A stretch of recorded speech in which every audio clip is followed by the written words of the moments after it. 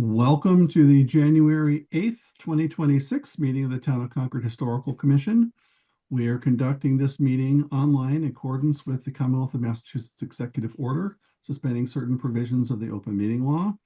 The public may access this call through both telephone and video conference. First thing we shall do is quick roll call of the commission members. Myself, Doug Ellis, present. Lauren Meyer, present. Melissa Salfield, present.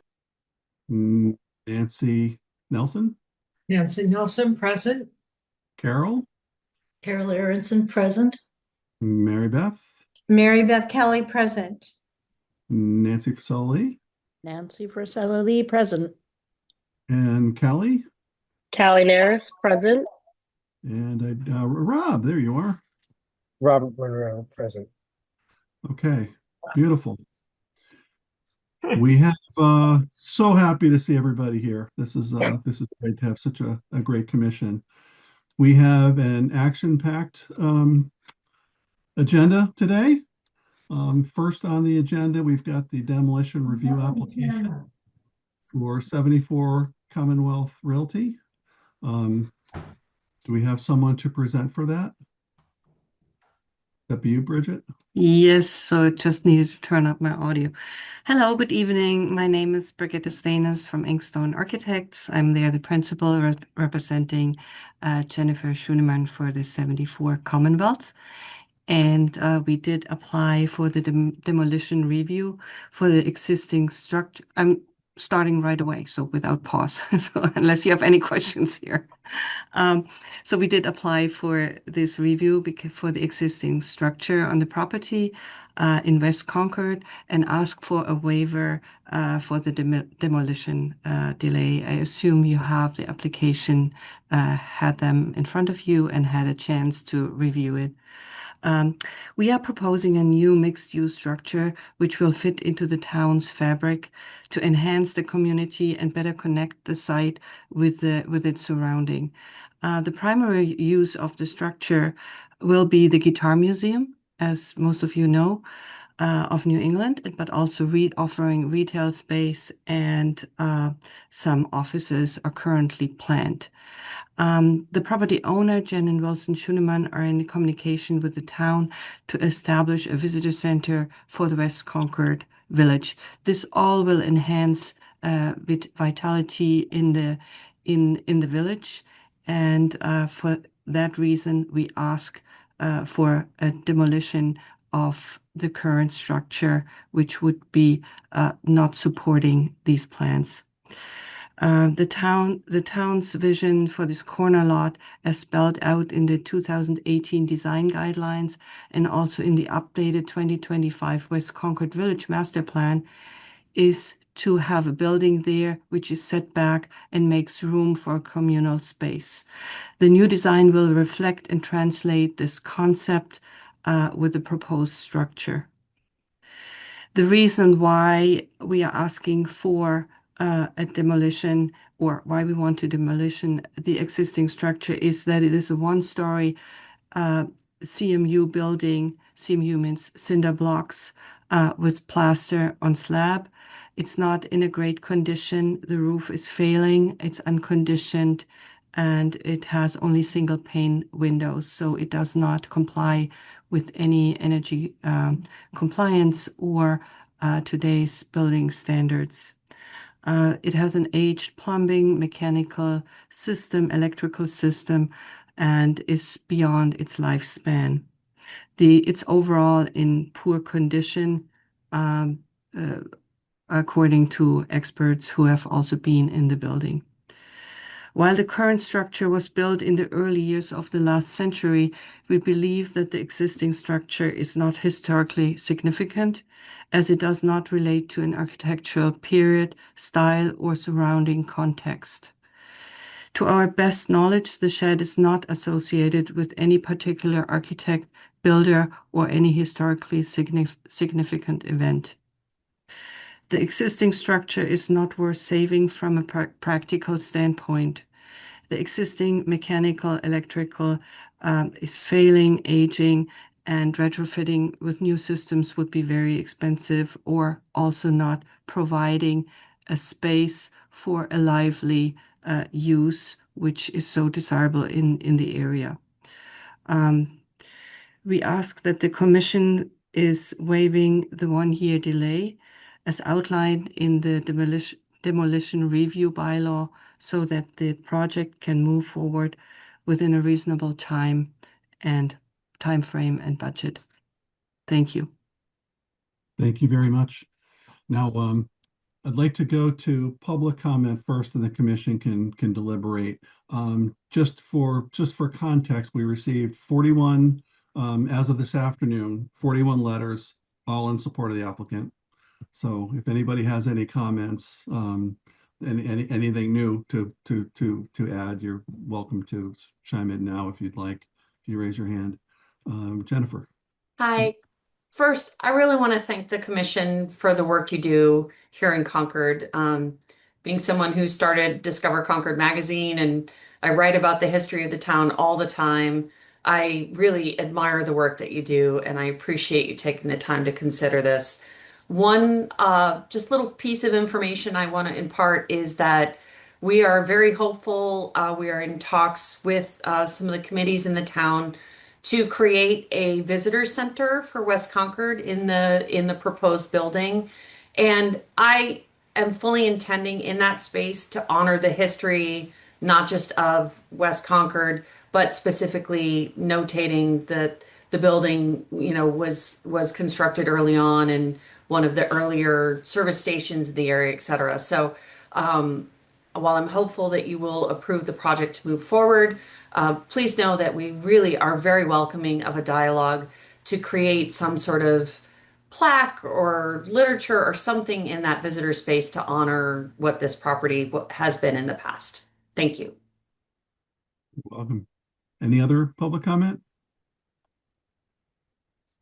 I see none. Any comments from the commission? Lauren. I want to thank you all for your thoughtful application, and for everyone who wrote in support of the project. It's so great to have, public feedback. And I wish every project, regardless of the perspective, we would get such public feedback. I had a couple of thoughts, and I have some ideas about a way forward. But I did want to say one thing, and that is, two points. And the first is that, we do historic preservation because it has a demonstrable public benefit. And we do sometimes get into situations where a proposal has also a demonstrable public benefit. And, it's clear from the feedback that came in, I think, to the commission, these, incredible letters, that there is a lot of community support for this initiative. And so I would say to the commission, we have the opportunity to weigh those public benefits, the public benefit of saving the structure for a year versus the public benefit of the proposal. That said, I would like to hear a little bit more, if possible, about what this guitar museum will be on the site, because it is a relatively small site. I did have an opportunity to look at the 2010, the master plan recommendations for the site, which really do talk about the site as a potential future redevelopment, but also the idea of a village green open space as well. And so how this manifests on the site relative to scale and its interaction with the neighborhood, I think are important. And in this case, if we were to make the case for public benefit, I think that how it develops is applicable. So that was just, mainly that's a question to the proponents.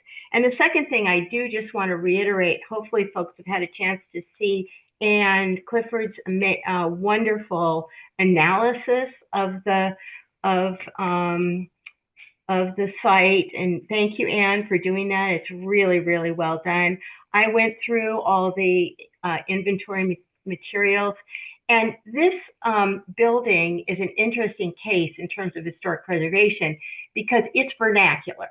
It isn't associated with an important architect. It's not a high-style Italianate mansion on Main Street, right? It's a working building in what was essentially an industrial landscape.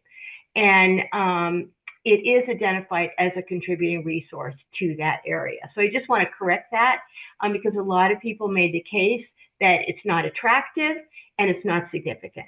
But we have documentation that it does have historic merit, and Anne did a really good job. So those are just 2 points, and then I have some ideas about a way forward, but we can come back to that. But I wonder if it is possible to hear just a wee bit more about how the Guitar Museum and all of its parts will develop on the site. So, Jennifer, do you want to answer that, or do you want me to go ahead and answer it? Well, I mean, Brigitte, I can we're linked very closely can on do this. So. I can do that. Okay. So, as soon as we have the timeline ready and know how we can move forward, we would love to discuss our plans with the West Concord Advisory Committee. I think this is the next right step to present what our thoughts are. We are not there yet to have the visualization ready to share, because we need to know the timeline first, if we have a delay or not delay. So, but I'm pretty hopeful the feedback I'm getting. We're certainly able to share something more specific very soon. Understood. I hope that answered. Thank you, Lauren. It I hope doesn't that answer the answered your question, but I I know. understand Yeah. what you're saying. Yeah, thank you. Nancy Nelson? I think I agree with the request to bypass the demolition delay period. But I would remind us that the purview of the Historical Commission, as I understand it, is to comment on the historical significance of the building under consideration, not what it might become in the future in terms of future development. So I think it's exciting. And I would also like to say, I think I did not see the Economic Vitality Committee letter, but I think they also sent a letter of support. Yeah. They, if I can answer that, Sure. they were all in favor or most in favor, and did send a letter to my best knowledge. Oh, good. Thank Melissa? you. I just wanted to kind of echo both Lauren and Nancy. And I would actually ask for clarification from Anne, because it has always been my understanding in my years on the Historical Commission that we really can only evaluate the structure and its merits, its history, its contribution to the town. And in this case, I personally don't see that this building rises to the occasion that we would not allow it to be torn down.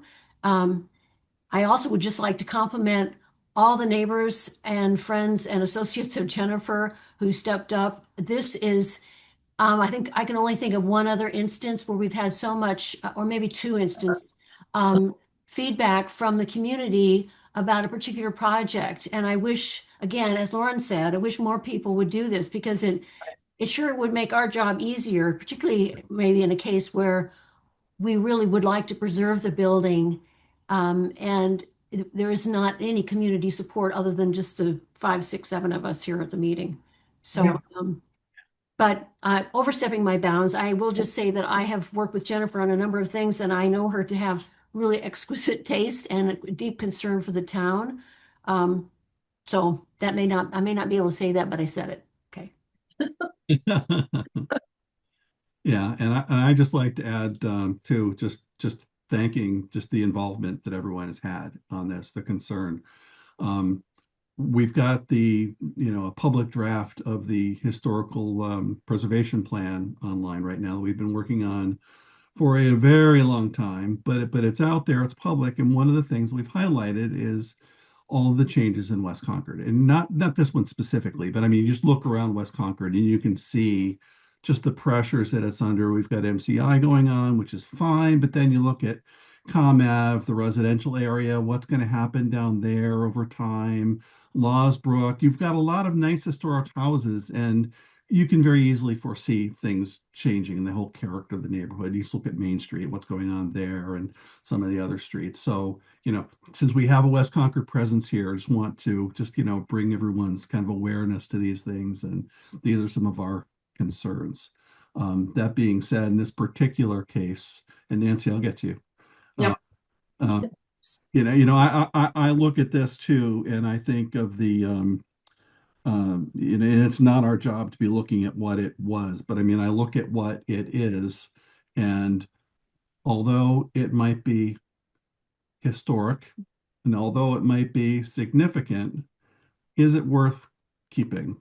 And in that particular, and that's where I look at it, and I don't know anybody, and there's no support. I don't know anybody. No one's come forward to say this needs to be saved. So I don't see it being my job to get in anybody's way for that. If there's not a single person willing to come to support to preserve it. So Nancy? I was just going to say it is an interesting relic of a past era of West Concord's history.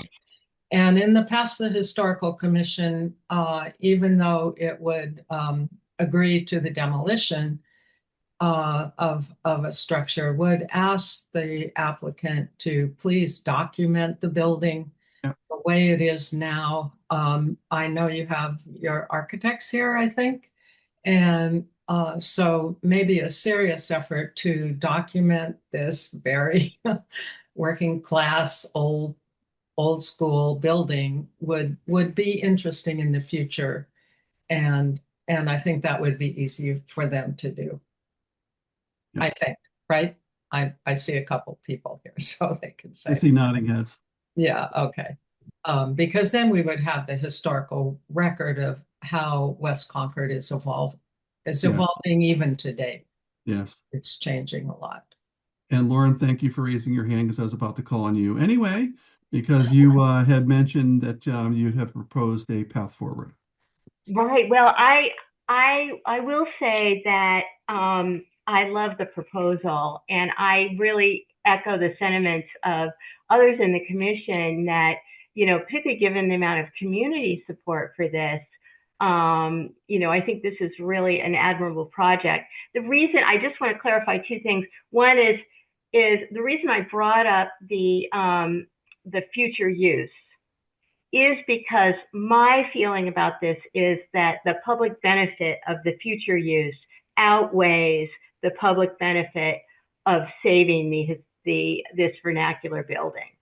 And what we did we had a big review at Emerson Hospital, the commission will remember, and a number of houses. And I'm thinking about this a little bit in the same way, where what we did was to acknowledge that those houses were significant, and we asked for documentation, but we waived the demolition delay. So that gave the proponents the ability to move forward. So that is one way we could do this. The other way we could do this, depending on the commission's feeling, is just not to call it preferably preserved, and ask that the proponents voluntarily document the structure before it is demolished. So or make it a condition. Well, we often make it a condition. Yeah. But can you do that if it's not preferably preserved? Yeah. Can you? We have done that multiple times. That part of the deal to get the permit is that they have to do pretty extensive documentation, photography inside and outside, like in the case of the White House for the hospital, for example, Yes, you had to have drawings, photography, interior, exterior. So that would be pretty Right. standard. right. So I think that's what we should do. We definitely should have it documented. And that'll help with the interpretive materials that they might want to develop for the museum. Yep. Jennifer? So I hear you and I respect your perspective, but I do want to just call something out. This is a project with a philanthropic goal. It is a nonprofit initiative, and everything you're talking about costs time and money, which it's not the purpose of this entity to necessarily consider. But when I hear you say drawings, etc., I'm very happy to photograph inside, outside. We've actually done some research. I've checked with the town archives. I've talked to Anka at the library. I've interviewed members of the community who are sort of gatekeepers of the history of the town and written that down.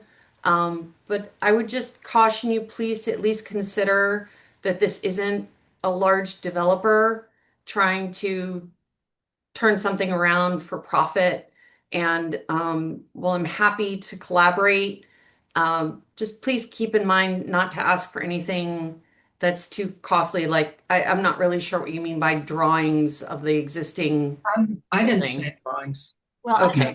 no, I just want to put that out there, please. Thank you. Yeah, I think we're looking for just photographic documentation. Yeah, And the history. I mean, And the- you and the probably know history. a lot about the history at this point. which I think are things that you would want to do anyway. Yeah. I mean, it's, just Hopefully. yeah. Nancy Frisella Lee, you had your hand up briefly, and I don't know if you. Oh, can you hear me? I was just going to reassure Jennifer that I didn't think that that was what the commission meant, and I think we're just kind of covering our bases and for the benefit of those who are listening too, just to say that that's what this is the practice that we usually do is to ask that the building be documented, and I'm sure that you're going to do that job, and I think all the documentation that you've already compiled will be great to have saved, and also photographs will be good. So yeah, be reassured that we're with you. yeah. Okay. Can I just say that, the point of this is that all this goes into the special collections. It's all a part of documenting the history of Concord. So we don't ask this lightly. But anyone that we've ever asked to do this, that's where it goes. It goes to Anka. Yeah. So all that said, if there's no more discussion, Lauren, do you have proposed wording? You're good at that. Well, I think the big Sage. question is, I would ask the committee just for a verbal before we make an actual motion, is are we looking at not preferably preserved with some photographic documentation, or are we looking for preferably preserved and waiving the delay period? The current I'm hearing is not preferably preserved with documentation. Okay, Seeing a lot of nodding heads. that sounds right. People can shake their heads or, Okay, look, that's okay. Let me give it a try. I make a motion that the hold on. I just want to get that the structure located at 74th Commonwealth Avenue is not preferably preserved, but that the commission requests photographic documentation in advance of demolition. Including photographs and brief history. I said photographic Oh. and historical documentation. Do we Did I have a say it second? again? No. Okay. I second motion. Sully seconds. All in favor, Melissa Sofield, I Nancy Frisella Lee, I Lauren, Aye. Mary Beth.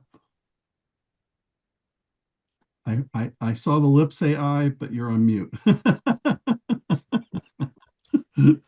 Pardon me, aye. Aye for me as well. And Nancy Nelson, you are associate, Aye. correct? Okay. All right, it's unanimous. Excellent. Thank you very much. Jennifer has her hand up. Oh, sorry. I meant to lower it. Thank you very Okay. much. I appreciate all the work you do. Thank you. Thank you Yeah, very much. congratulations. Very Thank you much all. looking Have a forward good to night. what Yeah. you're doing. Okay.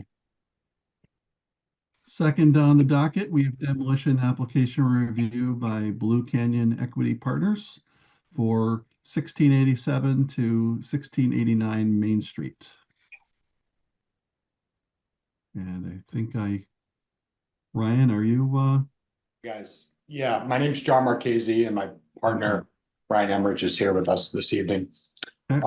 I can go ahead and just give you guys a brief introduction and fill you in a little bit more. I'm sure you've seen the application already, but yeah, so my name's John Marchese. I'm the owner of Marchese Development and one of the co-founders at Blue Canyon Equity Partners. I'm not sure if you're familiar with any of my work, but actually right down the street 2 years ago at 1264, 1266 Main Street, right next to the Harvey Wheeler building, I ended up redeveloping that into 2 residential condos. And lucky for everyone here, it was a beautiful stucco building that I was able to preserve and turn old doctor's offices into repurposed new housing for the community. So I'm very familiar with the town. I'm also a resident of the town. I live over in the Barrel Farm area, so I do have a vested interest. And I also have a remodeling company where we do quite a bit of restoration work and historical work and preservation. So anytime there's an opportunity to save a beautiful old building, especially anything with any architectural features, that is something I'm very passionate about. But we're here today talking about 1687, 1689 Main Street. I'm not sure how familiar you guys are with it. You probably drive by it every day. You might not notice it because it's a little bit buried at the moment. But this is currently a 2-family, and it does, fall into the historic review that you guys are more an expert on than I am. However, from the development and remodeling end of things, from my reviewing of the property to this point, it's in really bad shape. And like I said earlier, if I felt like it was better rehabbed and remodeled and put it back into residential commission that way, I would love to do it. But from what I've looked at, it has no real features left. It doesn't have any of the original siding, doesn't have a lot of original windows, doesn't have much left to it, where I think it really speaks to the historical value of what it maybe was 100 years ago when it was built. So our intentions are to take the property down and redevelop it into 2 condos, duplex style. I know you guys are familiar with that. There's a lot of that already going down that street, the Westvale community right behind there, which is on the adjacent street. And then the Mill Run development, which is just a couple of properties away. So that's our intentions with the property. We specialize in providing housing in certain communities. This just so happens to be my backyard, so I am a little bit more passionate about it. But I can answer any questions, any thoughts you guys have. I know you've looked at it to this point, so I would love to get some feedback and see where you guys are at in your thought process. And also if Ryan has any comments, which I know he has a lot of thoughts, but I can open up to you guys for the moment, and then we can go from there.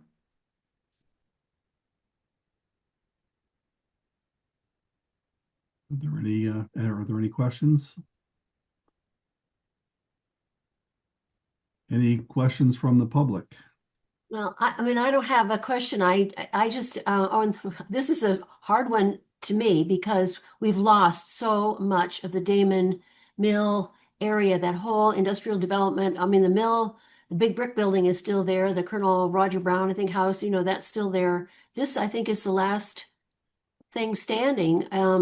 There was a property that went down a couple of years ago. Nancy Nelson, you may remember it. Maybe. Because you were able to redevelop the stucco building down, which I'm familiar, walk my dog by it all the time. Yeah. Very familiar with it. It's too bad you're not able to do that with this property and somehow retain essentially the facade. I realize there's not a lot of original material left. I think it's on its original siting, and Anne did a lot of work on this. I don't know, I'm just babbling, but this is a very difficult decision, I think, because of its importance. The Damon family, the Brown family, there's a lot of history though those families have, and their subsequent generations here in Concord. Mm-hmm. Yeah, and we did hear what you guys were requesting from the last group, and Ryan actually can speak to this. He had come up with some ideas. I'm not sure if you put those ideas in our application or come up with them since, but Ryan, if you want to speak to that, yeah, I mean, I do think there's a lot of value, and hopefully you guys can hear me okay. I do think there's a lot of value in us documenting the building. If that's something that you feel would be of value that we could donate to, I forget what the acronym you guys were using was, but whatever body would take the collection of photographs. And we had also proposed potentially the idea of putting a plaque out on the front lawn somewhere toward the sidewalk, so that we could speak to the Damon Mill history a little bit. And we get feedback from you guys on what you'd want on the plaque. But yeah, as John said, ultimately we kind of struggled with this one. We wanted to actually preserve the exterior at first and remodel the interior, but we just realized it was not going to be economically efficient to do that, and likely wouldn't result in like a marketable product that we think would be in high demand in Concord, unfortunately. So and there's a lot of land in the back of this building as well. So that's kind of what's got us thinking about tearing it down and reorienting the building to be a little bit more useful for the community and homeowners in the area. Nancy Nelson? I would just remind everybody of who may not have a long history with the Historical Commission, but there was a structure behind the post office parking lot years ago that was felt to be not worth saving, and the commission implemented a demolition delay period. The owner and developer decided to look again at that structure, and I think made a beautiful, beautiful preservation-oriented project out of it, and this may be appropriate for that. I think that's all I have to say. I think sometimes it's possible to look harder at a structure that is historic and maybe have a different future in mind for it. Sure. Jane Lambert? See your hand is raised. If you're talking, you're on mute. There we go. Hi there. Hi, everyone. So I'm a neighbor to this property. I live about 2 doors down. I have a beautiful colonial that's set back. And I'm wondering, actually, 2 things. So one, what is the process when a developer, such as John, purchases a property? What is the process to determine the architectural look for that particular property that will be built? Well, I can just answer that quickly. It's not the commission's responsibility. We have no,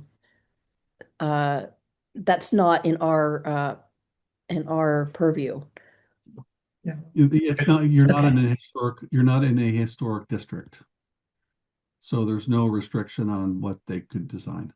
What we do, Jane, is we submit our plans and our architectural renderings to the building department once we start the planning process. And I don't know if it becomes public record until it's obviously the permits issued, but that's something we can share with you as a neighbor if you're curious.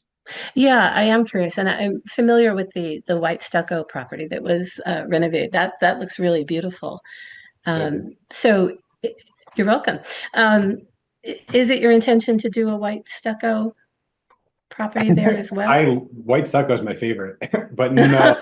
Well, but we are planning on keeping it, you know, more colonial style, clapboard, different sidings and architectural features for a throwback to make it look like it works in this town and in this neighborhood. We're not looking to do anything crazy modern. Well, you know, that those are happening in town all over the place, but keep it a traditional style. And we're trying to orient the property where the driveway is already on the street of Westville and has access there. We're trying to orient it that way just to lay the property out more efficiently and do like a side by side duplex style townhouses. So one side of the other, where we can provide garage parking for the new owners. So it would face the river? Potentially, yeah. Potentially. Yeah. We're working with an engineer to figure out this property is on septic, and we need to figure out what's left of the lot between setbacks and the septic design, and then see what we can do in terms of facing in certain directions. But we're kind of waiting to get an answer out of you guys before we spend too much time spinning our wheels. Yeah. And to add just a little bit more context, if I can, this is not something we own yet. So it's under contract. The seller has allowed us the time to come before the commission to kind of present our proposal, but we are unfortunately under time constraint here. So if this were to go through review or the 12-month delay, this would be something we wouldn't be able to pursue, and the seller would, I guess, either retain ownership or have to figure out what they'd want to do with the property. But we kind of have analyzed this from all angles, and we really only see a path forward at this point where we're able to kind of develop something new on the lot. Just to mitigate the risk of what we call scope creep if we were to start opening up and trying to preserve the building. And very familiar with that concept. Awesome. Yeah. And that was another part of this when I was looking close at the property, because we were just going to renovate it and keep it as is. There's a lot of structural issues with the foundation in the back, and it's been chopped up quite a bit. I hadn't started paying attention to it until recently, but the back of the property, if you take a walk around back, has large windows cut into it, and so there's a lot of the foundation that has structural issues, and it's an old like post and beam style build. So, it's in rough shape just all around, and it's clear from every angle. But when we were thinking about rehabbing, it's like it would be a tremendous amount of work to try and make this sound as is, and that's probably why the current owner isn't willing to take it on. And so well, thank you for that insight. Nancy Lee. Yeah, I just wanted to I don't know if anyone knows anything. I'm not that familiar. That's that neighborhood. So I did take a look today, and so I'm not sure if there are any other houses nearby that are like this one. They were workers' houses in Damondale, so I'd like to know that. I don't know. There's the house next door that is very close to the sidewalk. It comes forward. It looks like it's occupied. And there's another house across the street, which I didn't take a look at, but I don't know anything about that house. And I just want to remind everyone what Lauren said about in the last discussion, and that is that it's not a beautiful building. It's by any means it's it's a vernacular building, and it's one of its important. That's what's historically significant about it, is that it is an example of what was in that neighborhood, and the factory is across the street. The mill, rather, is across the street. So it's a little bit hard. It would be hard. This is hard, a hard decision. Jane Lambert, I saw you give a response to this particular. You're on mute. And there's also a number of other folks. Oh, there you go. Okay. I just wanted to say that the house that's right next to it, that's an Airbnb property. The woman that lived there, I believe she's been there almost 30 years. And yeah, so that house doesn't appear to be historically significant. And then the house across the street, that colonial, that would appear to be. significant. Lauren? Yeah, I was going to say.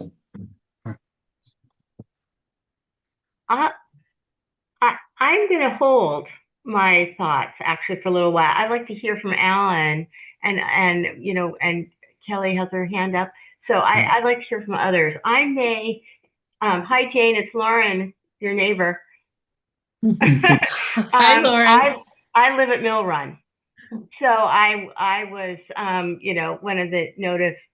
I got the notification of the thing. I may abstain just because I'm a close abutter. But I will say that, again, Anne did a wonderful historical evaluation. Thank you, Anne. It's just so wonderful to have this really information all consolidated into a clear and thoughtful narrative. This is a very historic vernacular building that was part of the workers' housing associated with Damon Mill. And I understand exactly what the developers are saying in terms of, that is the trend,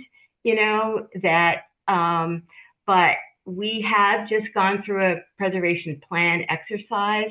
We know that, modest housing we're losing it in Concord. And it would be a loss, I think, to lose this, example of, to have the mill there is important, but the mill sat in the context of a neighborhood of people who supported that enterprise. And that's what this house represents. So, but I'd like to hear from others. Thanks. Kelly? Hi. Waiting patiently. Oh, sorry. I don't know if you called on me, Kelly Doyle. I did. Oh, great. Well, and I might be jumping the gun because I'm Westvale Meadow, and I know this is just particular to whether the application is a yes or no, because I think I'm even more interested with John and Ryan. If it says yes, then what is this going to look like? And particularly, John, you already mentioned that access would still be on our, there's an easement for Westvale Meadow. And one thing that just jumped out at me is public parking. So it's public parking only if a member of the public wants to access the river through a conservation easement. And we do have a lot of trouble with people pulling in there to go to the Damon Mill or walk up to, now I never knew that was an Airbnb. So that's starting to make more sense to me so we're concerned with what, if it's going to be something different or what it's going to be. But as I'm listening, I think you all are just trying to say, is this going to be the same footprint? So I think I'm jumping the gun, but I don't know if there's another public comment that if this goes through, then you just start with your building plan. And as the abutters, I think we're most concerned because we lived through Mill Run going through and that was a lot for a few years. And now certainly this is just one property, but the fact that that building was there 100 years ago and Westvale was put in maybe 30 years ago. And I have no idea why it was the driveway is shared. So I'm kind of hoping you were going to say, oh yeah, we're going to have a driveway cut into Main Street, but that's probably a lot more money. So I won't droll on because this is probably not the right format for that. But now that I have John's name and Ryan's name, I can follow up. Please. If this is accepted, then I can say, I'm just basically the head of the board. So we're just looking at it from, we certainly want to love our neighbor. Oh, you'll be a great contact if we do move forwards because, I'm sure it's of a concern to you guys because this is literally your entrance. So one thing I can say is you'll have a new beautiful property and landscaping pulling into your own home. So that's a plus for you, but with sufficient off-street parking, I'll add. So we don't anticipate having any need for the residents to have to use the public parking or to try to take that away from people accessing the river. And then when it comes to the work, this project would be under a year. So you're not going to live, the Mill Run is a large development. It'll be like as painless as possible. I know that for every day, that's always a headache to live through, but this is historic, so I'm not trying to go down that road, but I mean, it would be hard to stay in that footprint. And as a neighbor, I'm sure the historic value is amazing, but I will tell you right now it's very run down. It's very overgrown. There's been a dilapidated car that's been sitting there for 5 years. It's still there. I mean, even more. I mean, it would be nice to actually see something but I understand that you all are trying to say keep the footprint, keep the historical character. Yes, make it nice. But yeah, we're just worried about the access and what it does to our fence and what it's going to look like and how high and all that sort of stuff. So I'm jumping the process. Thank you. So. Alan? Yeah. Let's see. Alan Bogosian, 1624 Main Street. I am a member of the planning board, but I'm speaking as a private citizen. And Kelly, I didn't know that was an Airbnb myself, after all these years. But I just want to call attention to the commission of a couple of structures in town where they have left the existing structure and enhanced it or added on to it. One of them is at the end of Conan Street, the intersection of Conan Street and Losbrook. There, Yeah. and that they've kept the original structure. And the other one is up on Liberty, where they added on to that historically significant residence on top of the hill. So I think it can be done to any structure, and I just want to raise that up for the commission. Okay. Rob, you've been waiting patiently. Not that long. It's all good. I take a big interest in reading this, and I think Anne did a great job of laying out the historic significance of this, not only house, but this area. And what I'm struggling a little bit here with is, yes, of course, it's very mill-centric, this area, and that's where a lot of the history, the education is coming from. And without a house like this, that history is incomplete. And as we but as more and more of these vernacular working houses disappear in Concord, we lose material history that I struggle to think that documentation will replace. So if we were just to say, okay, developers, just document this, that's not going to be sufficient, in my opinion. And so, we have that. We also have the condition of the house. I understand that as well. And there's that's how history works, right? Houses evolve and they age and properties like that happen. And so I hesitate to make a decision based on current aesthetics versus historical significance in some ways. And so I'll say that. But I'm grateful to the proponents here. You guys have done a really good job laying out your case. And like Nancy and others alluded to, this is a tricky one. And if I may respond to that, but I also don't want to cut in front of anybody who has their hands raised.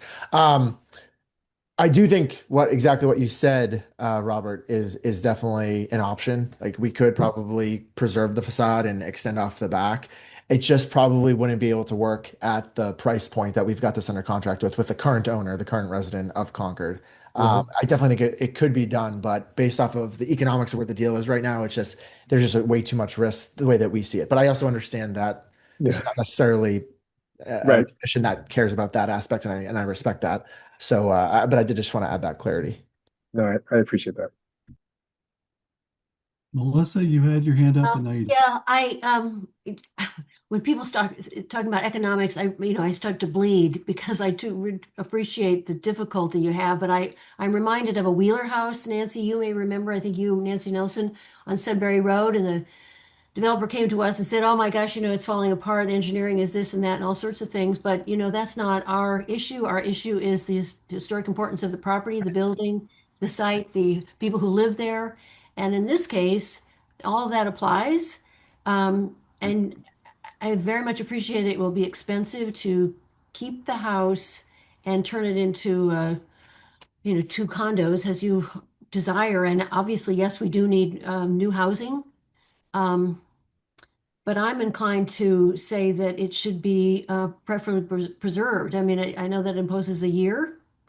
But that's, that's our job. Our job is really to evaluate the property and not concern ourselves about challenges the developer might have, or even, what is proposed. Is that a motion?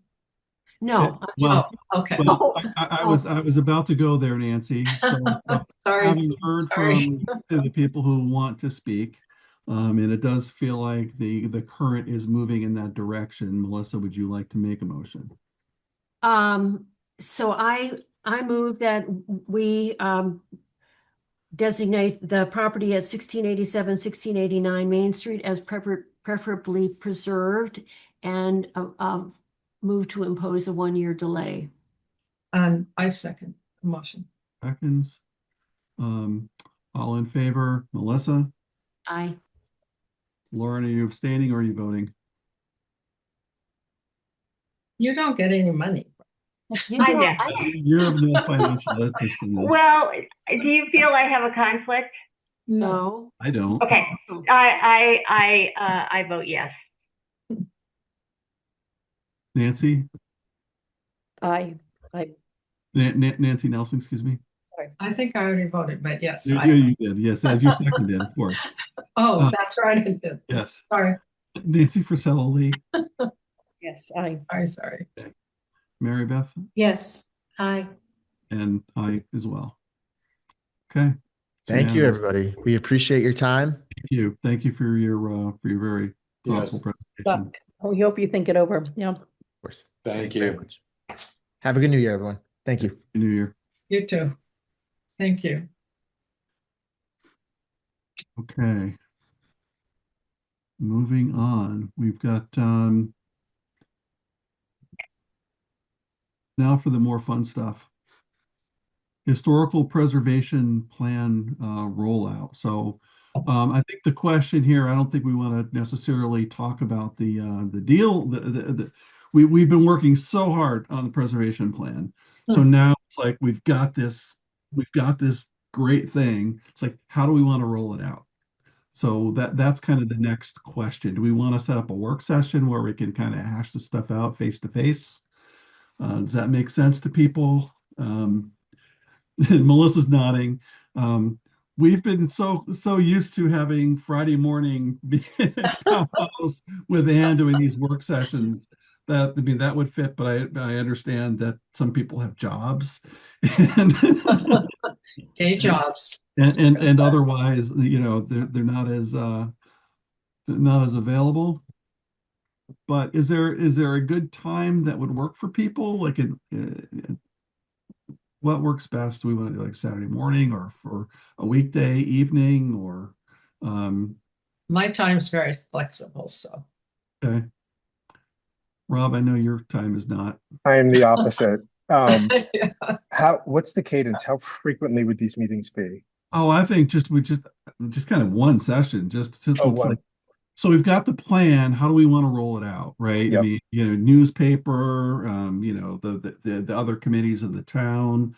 We want to set up public sessions where we talk about it and have questions and answers. That sort of thing. Yep. What do we want to do? I think, can I just add the other thing? I mean, another thing to consider as we talk about that is kind of our assignments from it, because now we've got this plan, we need to start making assignments. Yes. Yeah, and I think that it warrants a meeting of its own.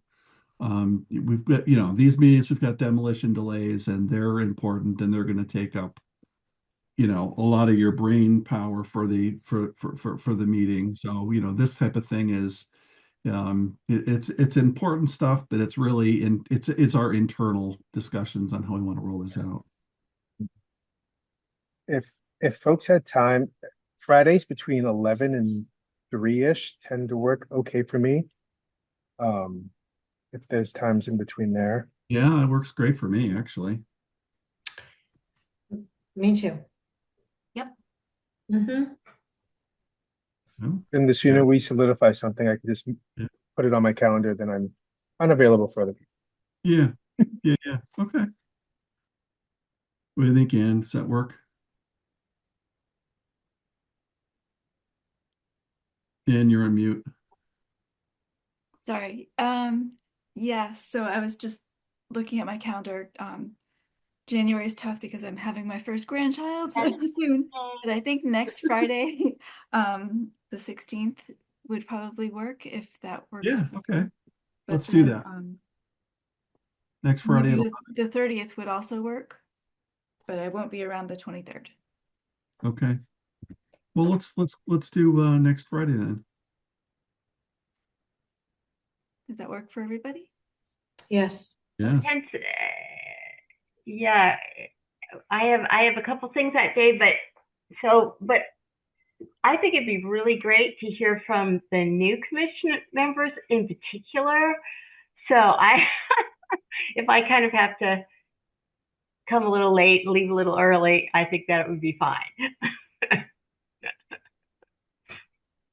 But I can't make it on the 16th, but if I don't know, I don't have to be there. I could be there at like 2:30, but if you guys are talking about 11, it might not work. I could do the 30th though, if that works for other people, but I don't know. I know I wasn't working on it or anything, so feel free to do it without me. Yeah, but you're the going forward. You're important for a lot of this stuff. I appreciate that. I can wait 2 weeks. I mean, we've been going this long. Do we want to wait till the 30th? 30th is fine for me. That's a little better for me. Yeah, I'll do the 30th. Yeah, I could tentatively, so we're in board meetings on that day, but I think I have time at around 11:30 or so. So if folks want to start at 11, I can try to run over as soon as I can afterward. Yeah, okay. If we could start at 11:30, actually, that would be better for me because I have a 10 o'clock. So yeah, 11:30. Yeah. Okay. 11:30 on the 30. And where are we doing that? The usual second floor, Kais Road. Yes. Anne, is Kais Road open in the afternoon? Do we go there? Yes, I'll be there, so I can keep it open. Because the town closes down at 12:30 Fridays. Right, but that's fine. Okay. We'll make it work. What's the address to that? 141 Kais Road. Thank you. Building with the NRC and all the other Yep, stuff. perfect. Just go second floor, turn left, today's conference room at the end. We know it well. We know it well. Next we've got Lauren. Lauren is next on the agenda. However, I'd like to leave Lauren as much time as she needs.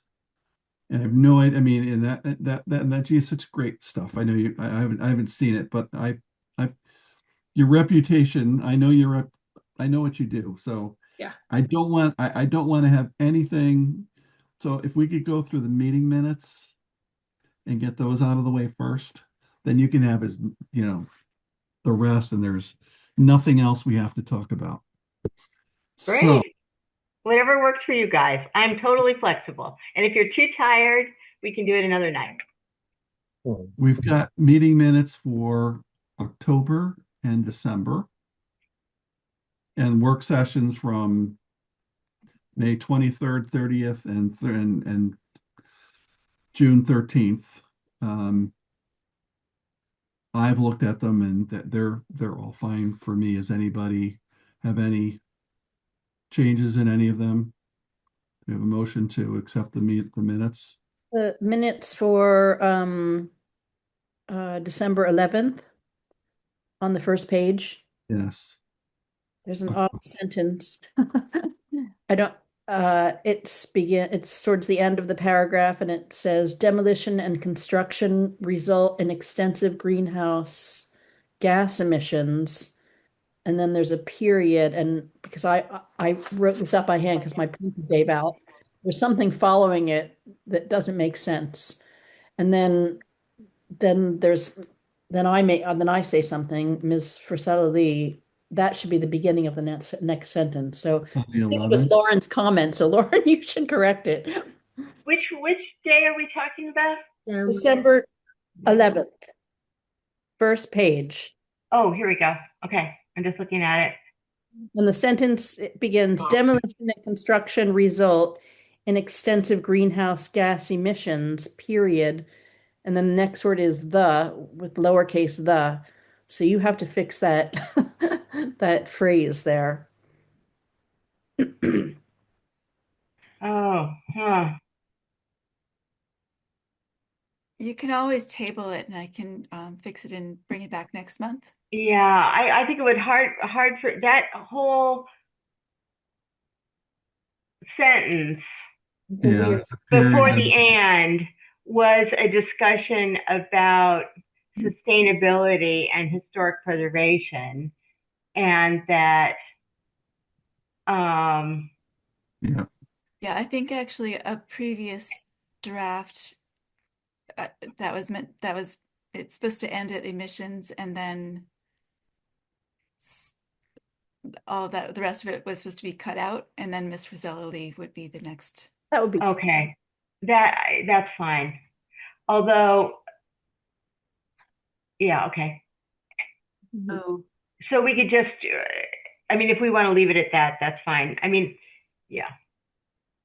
Demolition and construction result in extensive greenhouse gas emissions, period. Ms. Rosella Lee emphasized the importance of preserving the neighborhood's character. Might discuss. but I do remember we talked about embedded carbon, because that's one of your issues. Yeah, I big. mean, I would almost delete that whole business, and because really, and just say Ms. Meyer discussed how preserving existing buildings is inherently sustainable practice when embodied carbon is taken into consideration. That was my point. And so I would suggest deleting the sentence beginning with demolition and ending with embodied carbon, and then just go on to say that Ms. Rosella Lee suggested preserving the neighborhood's character. I think that's the 2 points from the discussion. Sorry. And Robert has his hand up. Yeah, sorry, this is not important. Other than my time is up, I have to go drop my daughter home from swimming. So I cannot stay on, unfortunately, but I'm very much looking forward to seeing everybody on the 30th. Great. Thank you all. Thank you.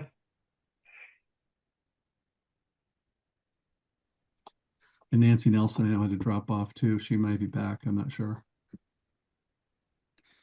So okay. I would make an motion that with, you ready? Yep. That with the amendments to the minutes of December 11th, that we then accept the minutes for October 20th, May 23rd, May 30th, and June 13th. Okay, we have a second. Second. Okay, all in favor, Lauren? Aye.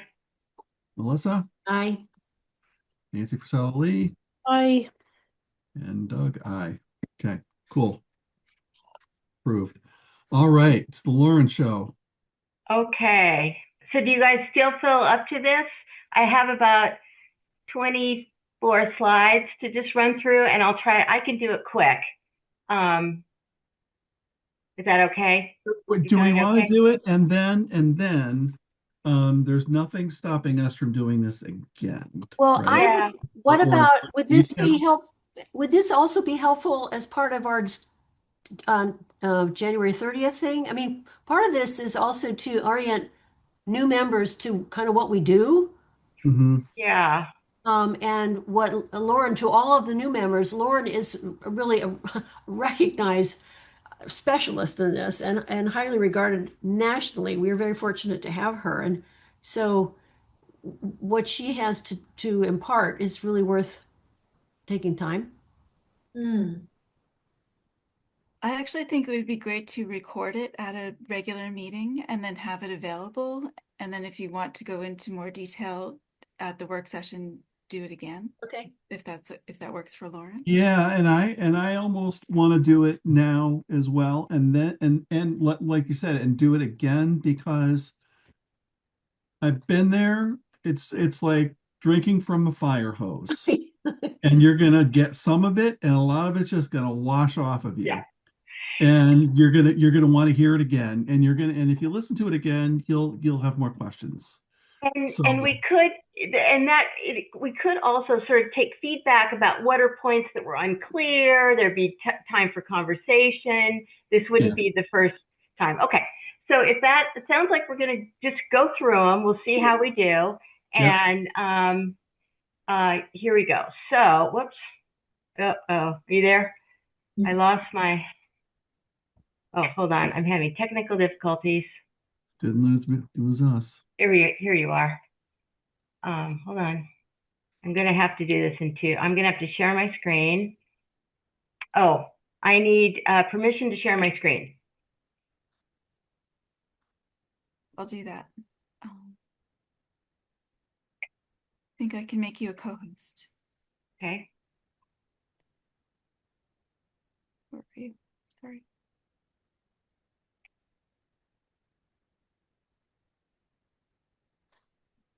Okay. Try to see if I can now. You should be able to. Yes. Okay. Fine. Oops, I got my screen switched. Hold on. We're seeing it. Ugh, good heavens. Never is perfect, is it? Okay, here's what I'm going to do. I'm going to share again. Oh, I am seeing. You So are sharing. You're seeing it. Yeah, we're seeing your desktop. Right. But the problem is Just maximize your screen. yeah. What I want to do is move once. I have two screens. We see the presentation now. It was working before I went to screen sharing. Sorry. Here we go. Let me try again. I'm going to share a different screen.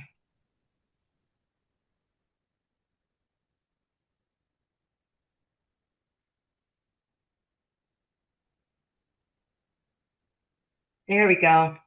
Now do you have it? Yep. Okay.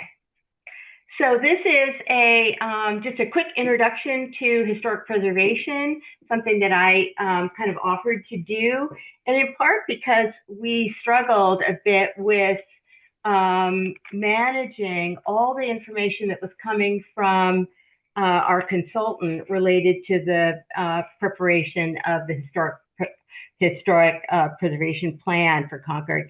Now, a lot of what I'm going to talk about is in the plan. But what you're going to get is, in a sense, a download from my brain. So it's a little different way of looking at it.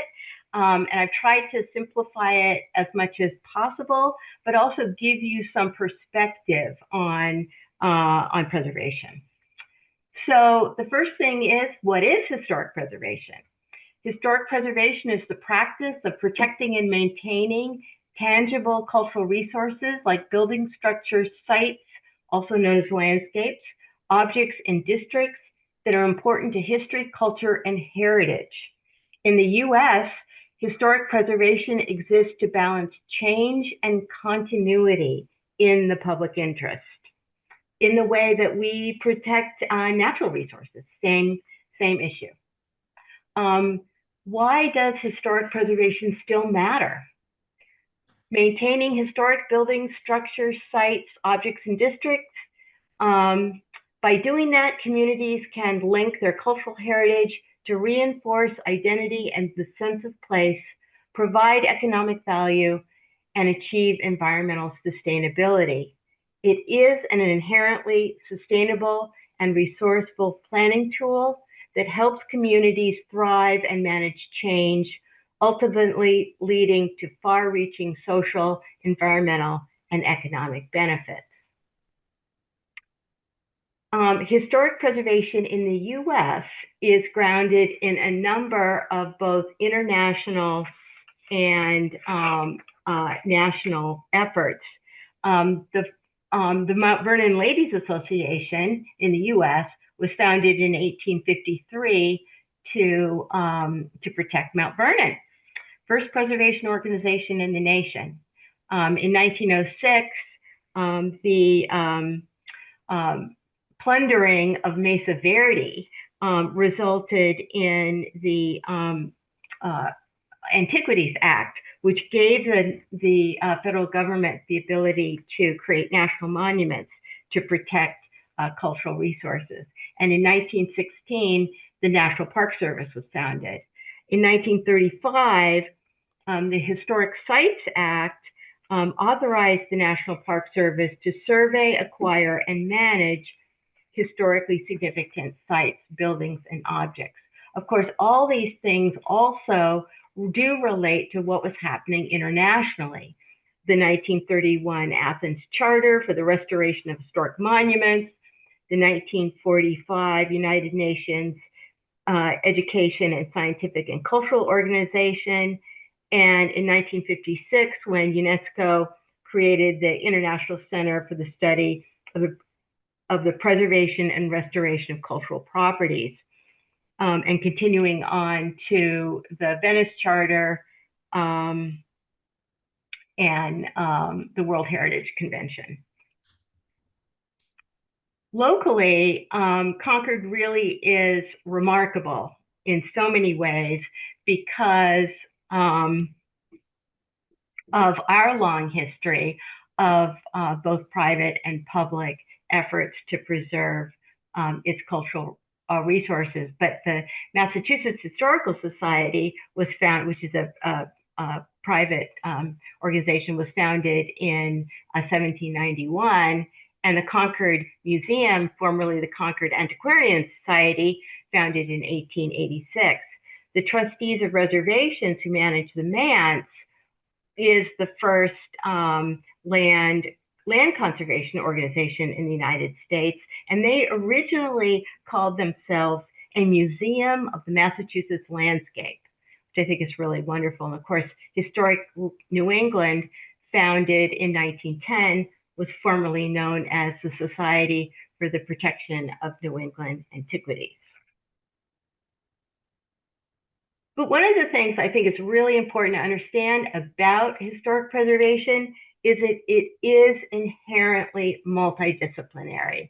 It involves a lot of different specialties and disciplines, including built environment and design, history and humanities, archives, documentation and communication, science, technology and conservation, natural resources and landscape disciplines, economics and community engagement, and law, policy, and administration.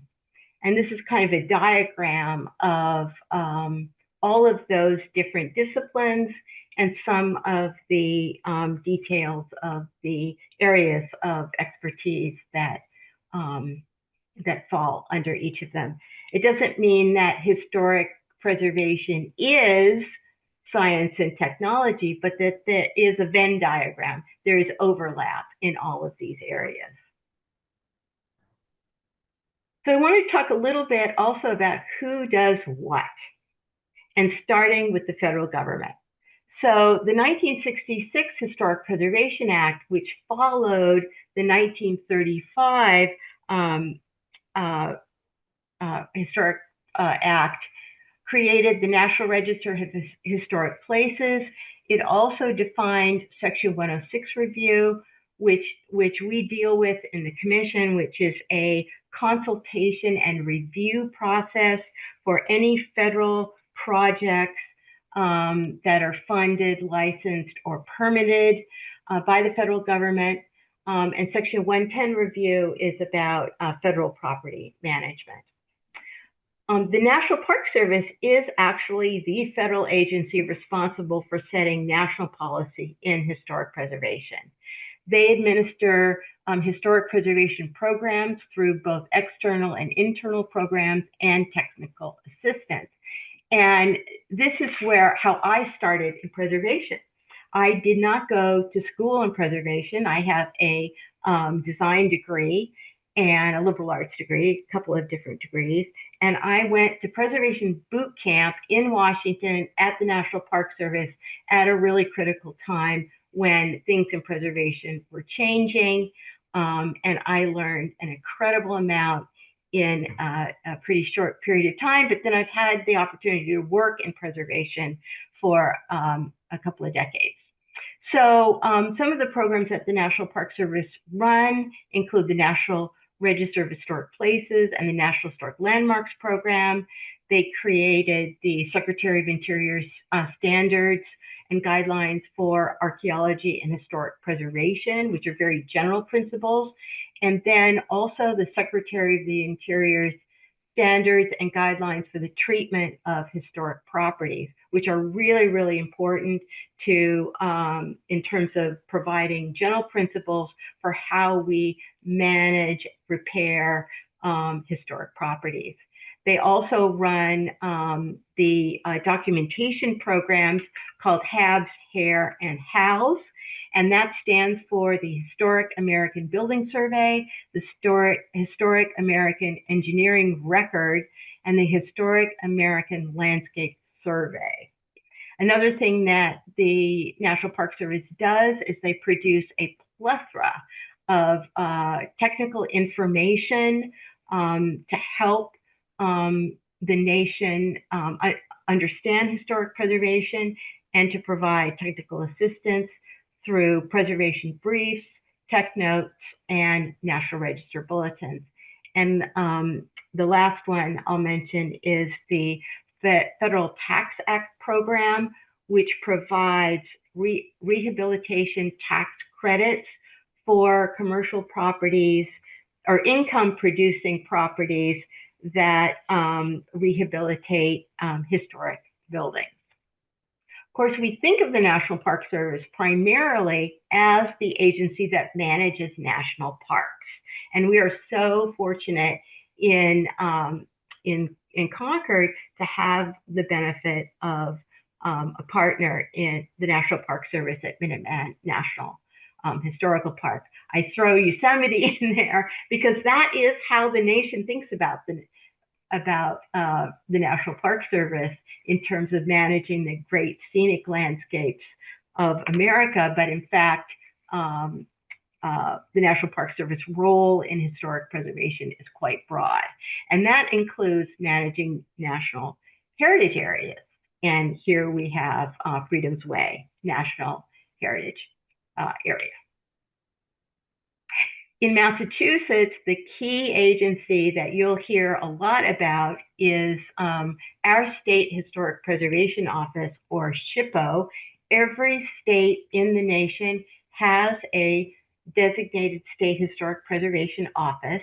In Massachusetts, it's the Massachusetts Historical Commission, established in 1963. It is part of the Secretary of State's office. And they are partners with all the municipal preservation organizations in the Commonwealth. And they are, in many ways, the conduit through which these national programs trickle down into states. So in terms of preservation planning, they have a survey and planning program, historic property inventory forms. They maintain the Massachusetts Cultural Resource Information System database, known as MACRIS. And you'll hear about that a lot as we talk about, particularly when properties come up for demolition review, because that MACRIS database is the first place we go to look for inventory forms. And a lot of the forms that are in for Concord were prepared for previous iterations of historic preservation plans. They also provide support and technical assistance. They administer the State Register of Historic Places, and they are the first step in nominating properties to the National Register. They provide survey and planning grants, preservation projects fund grants, and maritime heritage education grants. A few other things that they do, Massachusetts has a very big archaeology program. They assist with the establishment of certified local governments. Massachusetts also has a rehabilitation tax credit program. So that's a way for, tax credits on state taxes for the same, with the same conditions as the federal program. And they also create a statewide historic preservation plan. The other state agency I did want to mention is the Massachusetts Department of Conservation and Recreation, because they're sort of like the state version of the National Park Service, because they run state parks, forests, and reservations, such as our own Walden Pond. But they also have a number of programs that provide assistance to municipalities and technical assistance to help with local efforts at preservation. They run a heritage landscape inventory program. They have a historic curatorship program, which I find really interesting, that relates to historic buildings in state parks. And they have a historic cemetery preservation initiative. And their terra firma technical publications are sort of landscape versions of the tech notes that the National Park Service does. The other thing I will mention just about state agencies is agricultural preservation restrictions are also an important part of preserving the landscape of Concord. So I didn't mention at the Agriculture Department, but they are also a key player in Concord. Then we get to the Concord Historical Commission. So this is really where historic preservation, where the rubber meets the road, is at the local level. The Historical Commission was established in 1973. Our purview is to disseminate information, to protect designated properties such as those with preservation restrictions, to review proposed demolitions, as we did tonight through the demolition review bylaw. The commission participates in reviews of state and federal projects that affect historic resources, and that's the Section 106 review, and also projects that come through the Massachusetts Environmental Policy Act through MHC. They propose and designate scenic roads through the Scenic Roads bylaw. We document historic properties through surveys, inventories, National Register nominations, promote public awareness of historic resources through preservation awards, historic markers, and other programs, and advise town departments related to actions affecting historic resources. I'm sure I've forgotten something, so I apologize if I've forgotten anything. I'm trying to do this kind of quickly. Our partner in this is the Concord Historic Districts Commission, which is really interesting because it was established in 1960 through a special act of the legislature, and that is distinct from most other historic district commissions in the Commonwealth that were established through Mass General Laws, Chapter 40C. So we currently have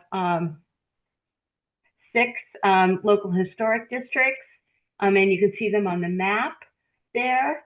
And the HDC reviews proposed exterior alterations, additions, landscaping, demolition signs, and new construction. And their design guidelines follow the principles of the Secretary of Interior standards. So they are, in a sense, a design review board. But there are many other town departments whose work overlaps with historic resources in Concord, particularly natural resources, because of the extensive open space framework and the importance of cultural landscapes and agricultural areas in Concord. The Department of Public Works is charged with maintaining town-owned properties, and we have a number of both buildings and landscapes that are historic. And of course, what the planning office does, where Ann sits, is incredibly important through zoning and so forth. And then there are a number of boards, commissions, special committees whose either temporary or permanent purview involves historic resources. And those are, too many to mention, but the most recent one that we've been working with is MCI Concord.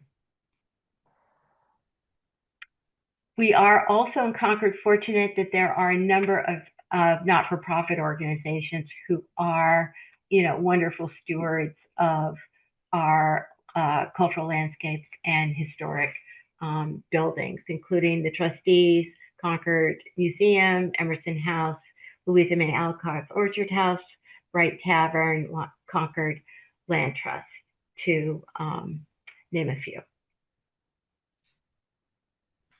I want to move on next to really talk a bit about what I think of as fundamental principles of how we do historic preservation for individual properties. The first is to identify and document. The second step is to evaluate, and that includes understanding significance, integrity, historic context, and contributing resources and character-defining features. And we do that through inventory forms and National Register nomination. You can see here's an example of one of the inventory forms for Concord. Just happens to be the Westvale area that we were talking about just a little bit ago.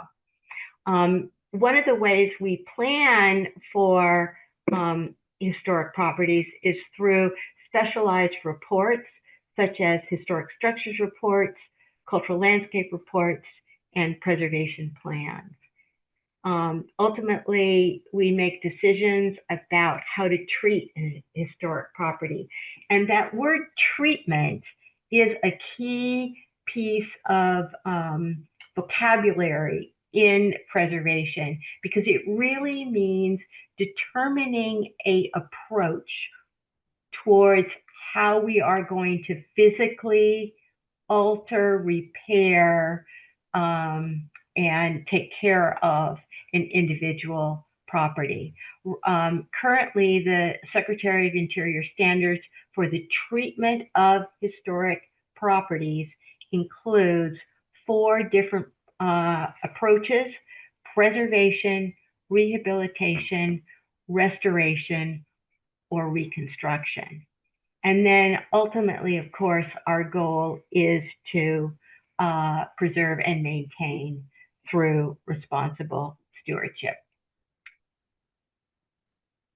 Another key piece of historic preservation is the National Register of Historic Places. And there are 3 different ways or kinds of National Register designations that are possible. You can be an individually nominated historic property, and examples of that in Concord are Damon Mill and Sleepy Hollow Cemetery, for example. You can be a National Register historic district, such as the Monument Square, Lexington Road Historic District, or you can be part of a multiple property listing, which is a thematic nomination of discontiguous properties that all share the same historic theme.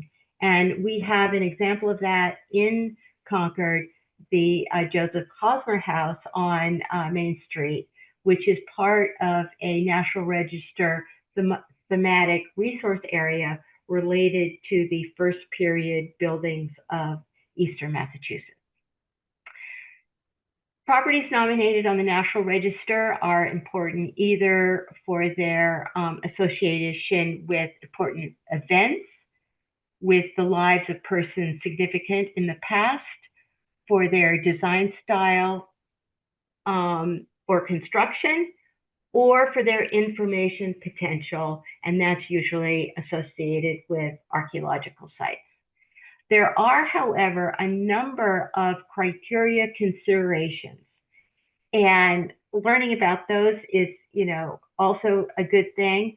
That includes properties that have achieved significance in the recent past. It includes commemorative properties, religious properties, moved properties. So there are a few criteria considerations that give you the ability to nominate a property, even if it doesn't quite meet all of the rigid standards of the National Register. Significance for National Register nominations is usually determined at the local or state or possibly national level, but I'm going to talk about that national significance a little bit more when I talk about National Historic Landmarks. But I think it is important to know in particular that you can be listed on the National Register of Historic Places even if a historic property is only locally significant. That's a really important idea. The elements of a National Register nomination include a narrative history, statement of significance, a inventory of contributing resources, and a boundary definition. And they also include maps, current and historic photographs, and plans. The process in Massachusetts is to first do some level of initial documentation, such as an inventory form, and then it goes to the State Review Board for review, just to determine if it's worthy of moving on to the National Register. And if it is, then the MHC gives the proponent the go-ahead to prepare a full nomination, and the MHC will notify property owners and the local government, and then ultimately the nomination is reviewed in Washington by the National Park Service and designated by the keeper of the National Register. And that's what what used to be a she is called, the keeper. National Historic Landmarks are a slightly different animal. And what's interesting is the system for nominating National Historic Landmarks predates the National Register. So those were created in 1935 as part of the Historic Sites Act. And these are the official list of properties of national importance, and they represent only about 3% of designated properties nationally. It is amazing to think of the group that we have, in Concord, of truly remarkable properties. They are considered to have exceptional nationwide significance, illustrating important themes in American history, design, or archaeology with a very high level of integrity. And they are evaluated through a comparative analysis of similar properties. So in other words, you have to make the case that, the Old Manse, for example, or the Emerson House or the Wayside are more important than other similar properties. It is a slightly longer process to create this kind of documentation and get it through the process. And it is coordinated by the National Historic Landmark Program in DC, not by not in Massachusetts. You first prepare a detailed form demonstrating national significance. It's reviewed and edited by the NHL staff, and then goes through a peer review. Then it's reviewed by the Landmarks Committee, followed by a presentation to the National Park Service Advisory Board. There's a public notification period, and the Secretary of Interior makes the final determination. And then those properties are listed on the National Register after they're designated a National Historic Landmark. I've done a couple of these. It's a wonderful process, but it's a fair bit of work to get it done. So I wanted to offer a couple other key points. The first is not all old properties are historic. But you know, as we heard today, what people think of as historic is sometimes not exactly what preservationists think is historic. So the key considerations are significance. Does a property meet the National Register criteria? Is there a historic context? And what is the level of significance? Is it local, state, or national? Integrity is key, and that is the ability of the property to convey its historic meaning and significance. And there are 7 qualities of integrity that typically in an analysis you would look at each of these, and that includes location, design, setting, materials, workmanship, feeling, and association. The 50-year rule is another one. And, you know, people talk about this a lot. And the reason for the 50-year rule is that it filters out premature or controversial decisions about significance. And this, what I mean by the 50-year rule is that typically we don't consider a property to be historic unless it is at least 50 years old. However, there are criteria considerations that address exceptional importance for newer sites. Now, a couple of examples of those of designated properties, I think the one I usually cite is the Vietnam Veterans Memorial when that went in. It had such profound significance when it went in that it was clearly important. But generally speaking, the 50-year rule applies. Another really important consideration is that the most robust protections are local, because the National Register and National Historic Landmarks are designations only. They don't come with protection. Different than if you were in the UK and English Heritage, you know, had something to say about your property. However, Section 106 does provide a consultation and review process for any actions undertaken with federal permits, licenses, or funding. So some of the tools that we use that are really effective are local historic districts, demolition review or delay, zoning, preservation or conservation restrictions, and outright fee ownership. There are, you know, other tools, but those are probably the most common one, all the things that we use in Concord, for example. I wanted to also reflect a little bit on some of the changes that I've seen in preservation since I started, beginning with the National Park Service. I started in Washington in 1989. And when I was there were a lot of changes happening. And so I really got to see the why and the how these changes happen.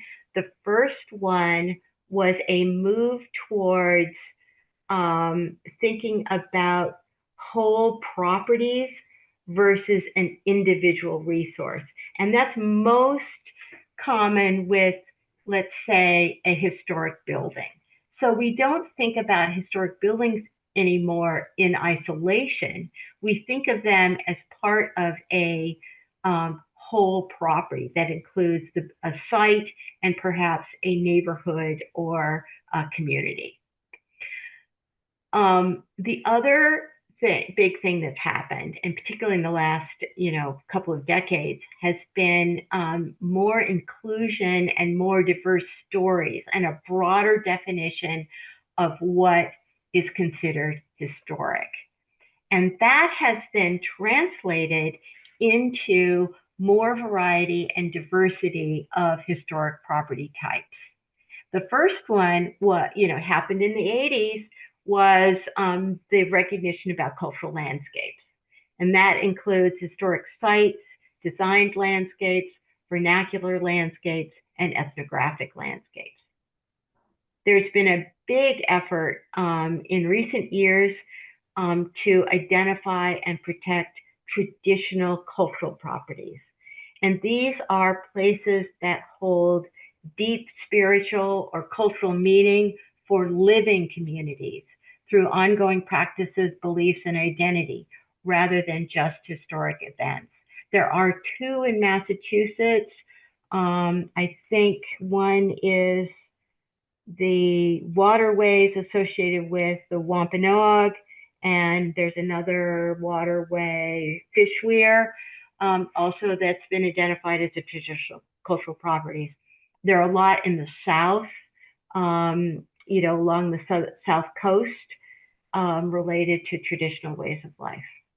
Ships and vessels are another one. So we now have National Historic Landmarks that are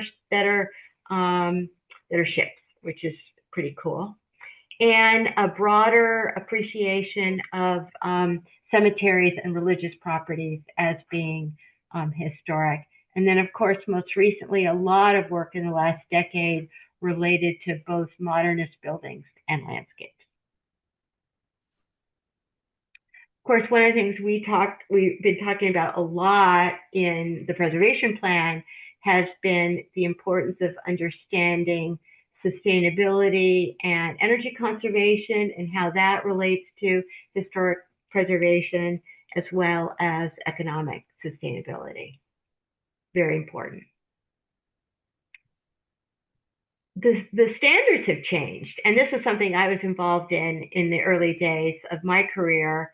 The first thing that happened was a simplification of the Secretary's standards from 6 to 4 treatment approaches. Now, there used to be standards for protection and stabilization, and those really were combined into preservation, so that now we really have 4 distinct preservation approaches.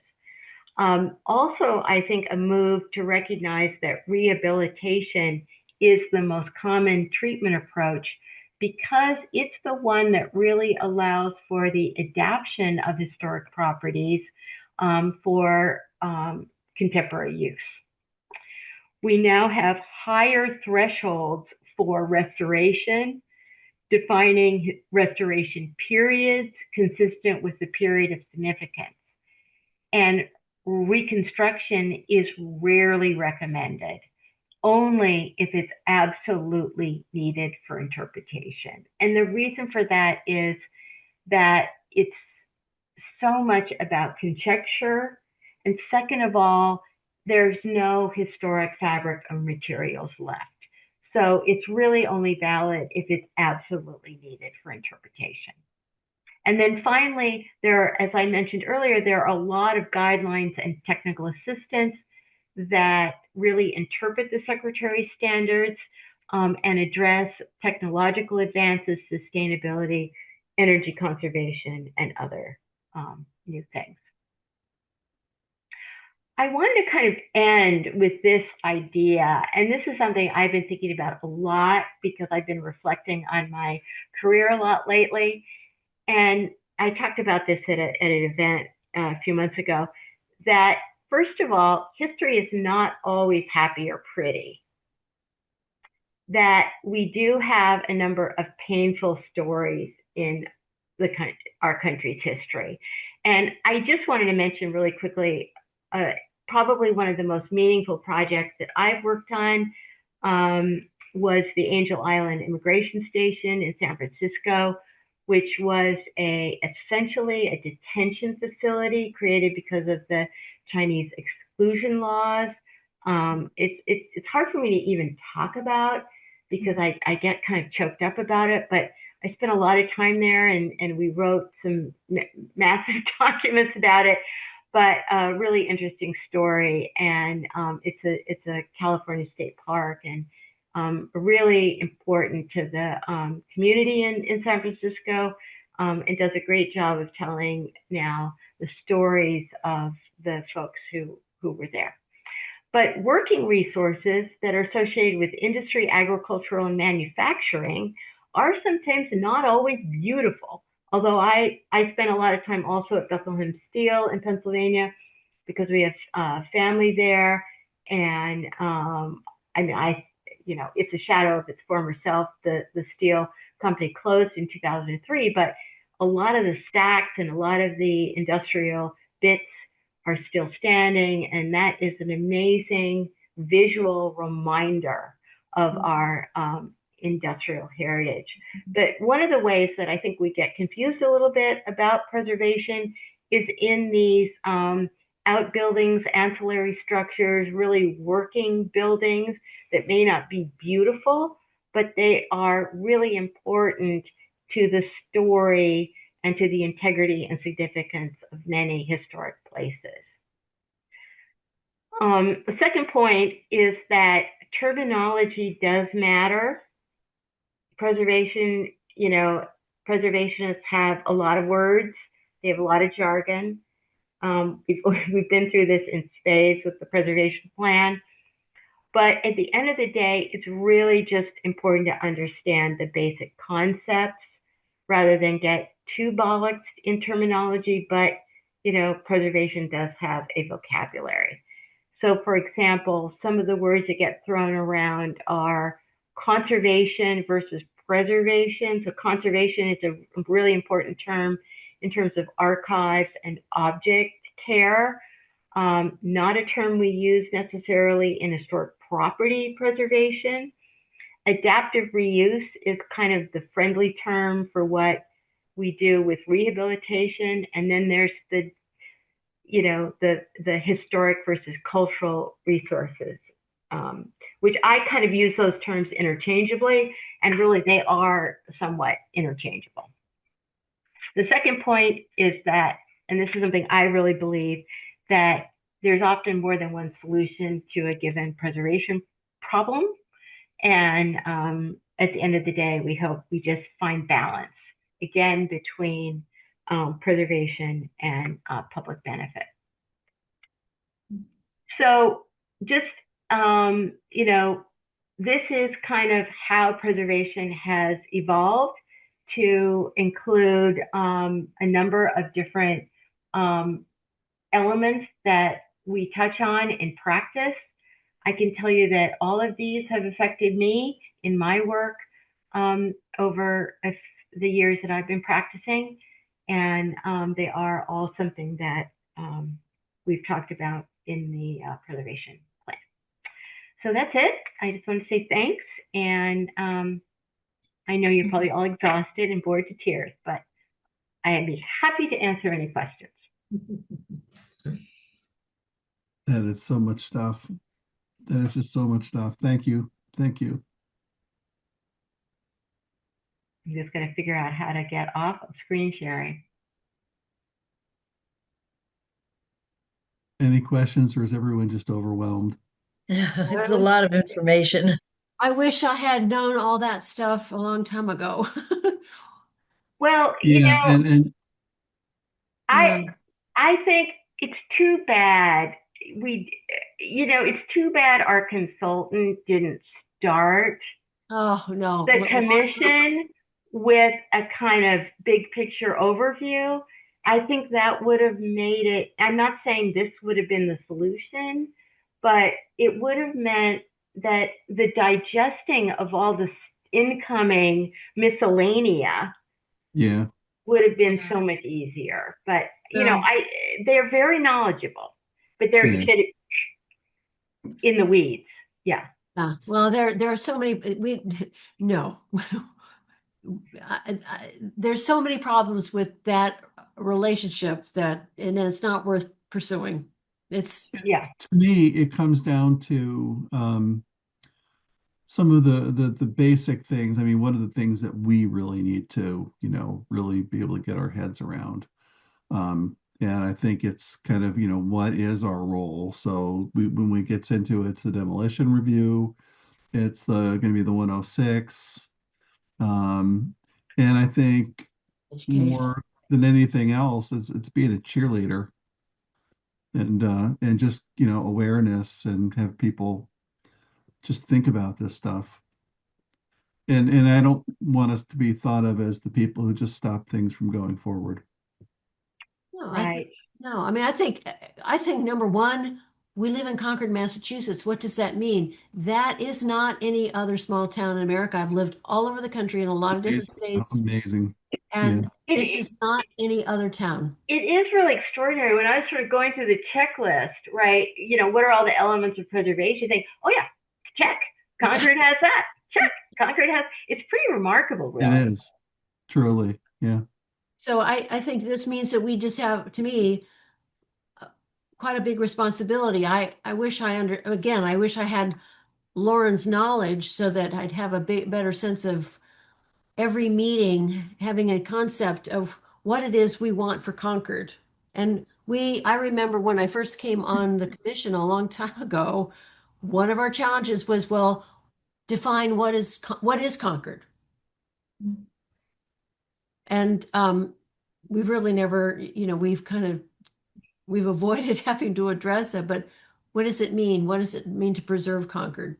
What is the essence of Concord? I think we got a lot of very good responses to that in the survey that we sent out, which was part of the planning process for this preservation plan. And those of you who've had a chance to read through it all, and included a lot of those comments in the appendices of the plan. And I think they are really worth reading through. I learned a lot, and it's nice to know that a lot of people should kind of share your view or expand your view. One concept that I didn't mention, and it just occurred to me because it's kind of relevant, Nancy, to what you're saying, is Melissa. Sorry, I always say that. Why do I do that? I don't know. We have a lot of Nancy's. It just we have a lot of Nancy's, so we have one more. Yeah, so Melissa, is that there's a concept that we used to deal with in Tax Act, and it's called cumulative effect. And that is that, one action, it's kind of like you think about the demolition we talked about related to the Damon Mill. You lose one, it's maybe not so bad. You lose two, we start to scratch our heads. We lose three, and then suddenly they're all gone. Yeah. And so I think this notion of cumulative effect of loss and change is something that you want to think about. On the other hand, I'm one who doesn't believe we should pickle everything, right? Putting it in a glass jar and saying, praise, don't touch it is not a solution, because historic properties have to be usable and functional for today. They have to be. For example, the Wright Tavern. Yeah. I mean, I show that picture of the Concord Museum, and some people might go, look at that big addition. I love that addition. You know why? Man, that's a great museum. It's a fabulous museum. Concord is so lucky to have the Concord Museum. And number two, that addition meets the objectives of the standards, because it says this is a new addition, it's compatible, but it is distinguishable from the historic building. Right. And therefore, there's no confusion about what's historic and what's new. Yeah. And so, to me, that's a great example of, it's big. It's a big addition, no question. But yay. That's what I have to say. And they're running out of storage already. Yeah. No surprise. Great, Lauren. That was a get another really check. it's just too bad when I was on the HDC when I very first moved to Concord, and the HDC does have things that they can give to their members that you can read. I mean, they had their what their responsibilities were, but we have nothing like that until now. I mean, the preservation plan will be that. But this was a great overview, and that I'm like it's already been said, I wish that we had all had it. It would have saved us a lot of time and meetings explaining all these things, having to go back. So it's so useful. Yeah, very good. And now we have it on tape, so people can go and we can all go and rewatch that.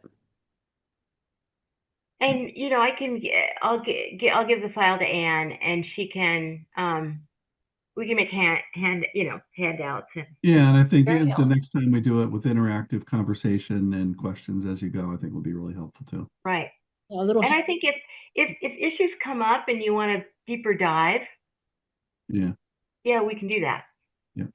Okay. I tried to streamline it as most as I can, but I kept thinking of new ideas. I'm curious about the new members. Has this been helpful to you guys? To you gals? Yes. Yes. Great. Very much so. Thank you Very very much. helpful. Thank you.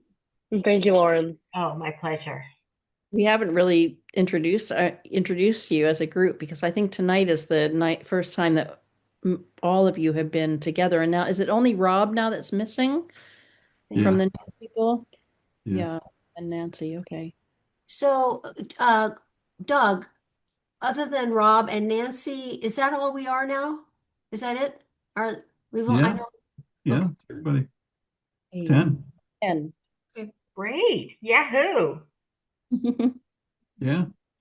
And let me just tell you that the other town committees Oh, jealous. very jealous, yeah. At the so at the chair breakfast, I gave my update of just kind of where the historic preservation plan. And oh, by the way, I recruited new members, and we now have a full slate. And they're just like, oh, yeah. How did you do that? That's great. I'm very happy. Very happy. Yeah, they're all dying for people, and they don't know how to get them. But we got good ones. Yeah. All right, it's almost 9:00.